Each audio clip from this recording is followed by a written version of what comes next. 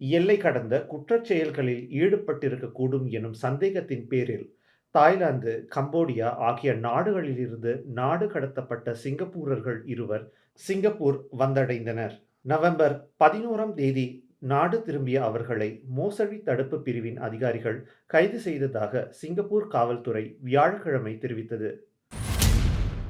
இணையம் வழி விற்கப்படும் குழந்தைகளுக்கான தொட்டில்கள், அணிகலன்கள், தள்ளுவண்டிகள் போன்ற பொருள்களில் பாதுகாப்பு குறைபாடுகள் இருப்பதாக சிங்கப்பூர் போட்டித்தன்மை பயனீட்டாளர் ஆணையம் வியாழக்கிழமை தெரிவித்தது.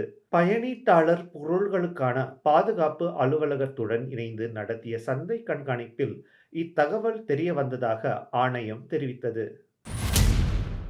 மரண தண்டனையை முழுமையாக ஒழிப்பதற்கான முன்மொழிவு 2026ஆம் ஆண்டு ஜனவரி முதல் மேலும் விரிவான ஆய்வுக்கு உட்படுத்தப்படும் என்று மலேசிய பிரதமர் அலுவலக துணை அமைச்சர் குலசேகரன் தெரிவித்தார்.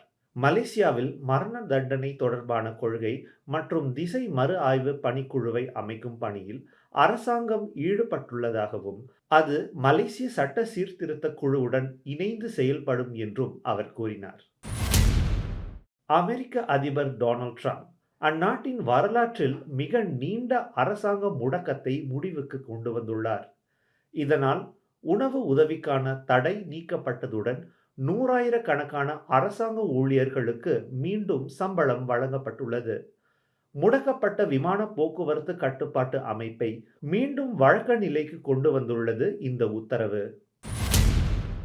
அமெரிக்க அதிபர் ட்ரம்பின் நிர்வாகம் 40 முக்கிய விமான நிலையங்களில் அரசாங்க கட்டுப்பாட்டால் குறைக்கப்பட்ட விமான சேவைகளை 6 விழுக்காடு என நிலைநிறுத்துமாறு உத்தரவிட்டுள்ளது.